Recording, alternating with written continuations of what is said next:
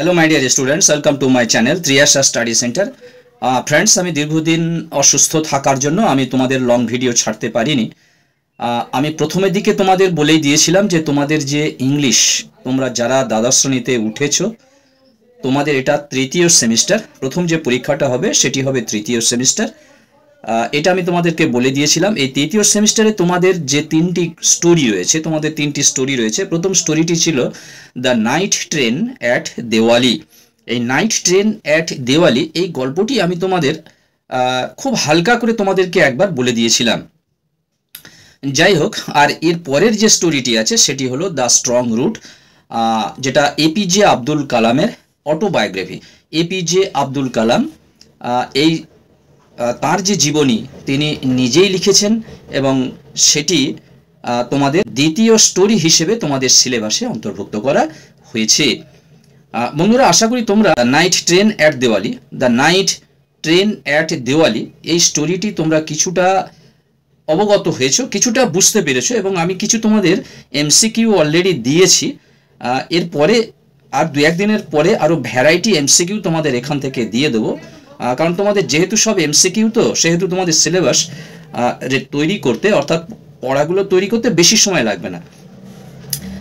আজকের আমি তোমাদের স্ট্রং রুটস সম্বন্ধে কিছু কথা বলবো, যেটি আমি কিছুটা মনে হয় তোমাদেরকে পড়িয়েছিলাম, তারপরে আমি অসুস্থ হয়ে গেলাম।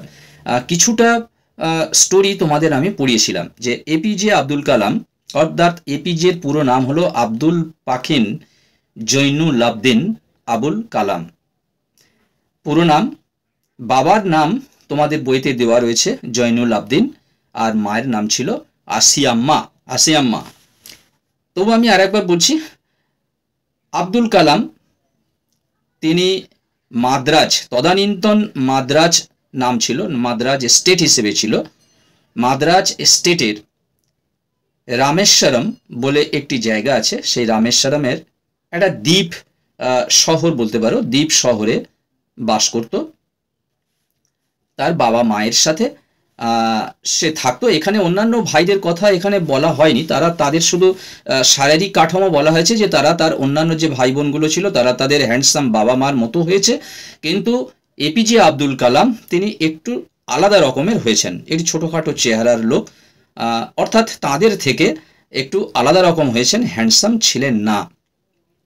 তিনি তার ছোটবেলার কথা বলেছেন, তিনি কোথায় বাস করতেন, সেখানে কি কি ছিল বলতে, সেখানে একটা মন্দির ছিল, সেখানে একটা পুরানো মসজিদ ছিল। সেই পুরানো মসজিদে তার বাবা প্রতিদিন সন্ধ্যাবেলায় তাকে নিয়ে যেতেন। আর এটি ছিল মুসলিম অধ্যুষিত অঞ্চল, তবে সেখানে বেশ কিছু হিন্দুরাও বসবাস করত এবং তারা হিন্দু মুসলিম, তারা দুজনের, এই যে দুটি জাতি, তারা পরস্পরের ভাতৃবন্ধনে আবদ্ধ ছিল, অর্থাৎ সাম্প্রদায়িক সম্প্রীতি ভাব ভালোবাসার মধ্যে তারা সেখানে বসবাস করত। কেউ কারুর সঙ্গে কোনো ঝগড়াঝাটি মনোমালিন্য তাদের মধ্যে হতো না। মন্দিরের পুরোহিত ছিলেন পক্ষী লক্ষ্মণ শাস্ত্রী, এবং এপিজে আব্দুল কালামের বাবা তার যে পুরনো মসজিদ সেখানে যেতেন প্রার্থনা করার জন্য। এই দুজনের যে অ্যাটিয়ার ছিল, অর্থাৎ তাদের যে শ্বাস পোশাক ছিল সম্পূর্ণ আলাদা, তাদের মধ্যে খুব সদ্ভাব ছিল এবং তারা শাস্ত্র নিয়ে তারা আলোচনা করতেন, অর্থাৎ তারা দুজনে পরস্পরকে খুব ভালোবাসতেন। এপিজে আব্দুল কালামের বলা হয়েছে যে তার বাবা ছিলেন একটু একগুঁয়ে, অর্থাৎ তিনি খুব লাক্সারি দ্রব্য, অর্থাৎ কমফোর্টেবল গুডস অ্যান্ড লাক্সারি, আরামপ্রিয় দ্রব্যগুলো তিনি বর্জন করতেন, তিনি একদম ব্যবহার করতেন না। কিন্তু আবুল কালামের যে লেখাপড়ার বিষয়ের এবং তার যে শারীরিক কাঠামো, শারীরিক বিষয়ের, অর্থাৎ ওষুধপত্র, তার পোশাক পরিচ্ছদ, পড়াশোনা সব কিছু ব্যাপারে কিন্তু তার বাবা খুব সক্রিয় ছিলেন, কিন্তু কোনো লাক্সারি গুডস তিনি ব্যবহার করতে দিতেন না। ঘরের কথা বলা হয়েছে, আব্দুল কালাম যে ঘরে বসবাস করতেন সেটি ছিল চুন সুরকি দিয়ে একটা বড়সড় বেশ পাকা এবং পরিষ্কার পরিচ্ছন্ন ঘর বাড়ি, এবং সেখানে আবুল কালামের বাড়িতে যে সকল লোকেরা কাজকর্ম করতে আসতো তাদের সঙ্গে একই সঙ্গে তারা খেতে বসতো। তার মা আসিয়াম্মা খুবই মহিয়সী মহিলা ছিলেন, মানে খুব ভালো মহিলা ছিলেন। তিনি এই বহিরাগতদের তাদের সঙ্গে, তাদের পরিবারের সদস্যদের সঙ্গে মেঝেতে বসিয়ে কলা পাতায় তাদের ল্যাডেলড রাইস, যাই হোক বিস্তৃত বর্ণনা আমি যাচ্ছি না, সেখানে মোটামুটি খেতে দিতেন। তিনি খুব ভালোবাসতেন, সকলকে সমান চোখে দেখতেন। আবুল কালামের মা আসিয়াম্মা, তার পূর্বপুরুষরা ইংরেজদের কাছ থেকে একটি খেতাব পেয়েছিল, সেই বংশের মেয়ে হলো আসিয়াম্মা। যাই হোক, যে পরের বিষয়টি, যে তার বাবা তাকে যে সন্ধ্যাবেলা প্রার্থনায় নিয়ে যেতেন, সেটা আরবি ভাষায় প্রার্থনাটা হতো, কিন্তু আরবি ভাষার কিছু বুঝতেন না তিনি, আরবি ভাষায় কিছুই বুঝতেন না। তিনি কেবল এটাই বুঝেছিলেন তার বাবা যা বলছেন তিনি উপরওয়ালার কাছে অর্থাৎ গডের কাছে তার প্রার্থনা জানাচ্ছেন মানুষের মঙ্গল কামনা বা ভালো করার জন্য। বন্ধুরা, আজকের এই ভিডিওটি এই পর্যন্ত থাক। আজকের তোমাদের প্রশ্ন দেব না সেটা ভাবছি। যাই হোক, আগামীকাল তোমরা একটা এই স্ট্রং রুটসের উপরে একটা বড় ভিডিও পাবে। তোমরা মোটামুটি গল্পটা একটু আইডিয়া করে নিলে। আরেকটু তাহলে বলে দিই, যেহেতু প্রশ্ন আমি তোমাদেরকে দিচ্ছি না, তাহলে আবুল কালামের বাবা প্রত্যেক দিন ভোর 4টের সময় করে উঠতেন, নামাজ টামাজ সেরে তিনি তার ছোট্ট একটা নারকেল বাগানে সেখানে চলে যেতেন। সেখানে 2 ডজনেরও উপরও বেশি নারকেল তিনি কাঁধে করে নিয়ে আসতেন, বাড়িতে নিয়ে আসতেন। তারপরে তিনি ব্রেকফাস্ট খেতেন।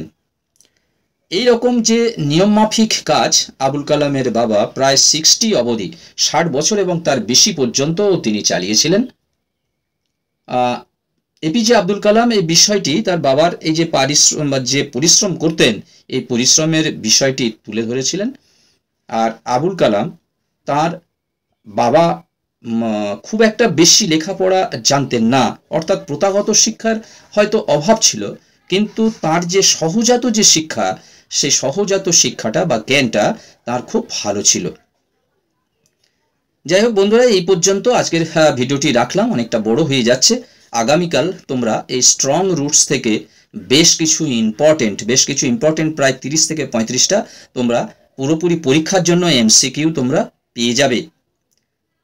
আমি একটা মাসের মধ্যে তোমাদের সমস্ত সিলেবাস আমি শেষ করে দেব। তারপর থেকে তোমাদের last minute suggestion, MCQ last minute suggestion তোমাদের চলতে থাকবে।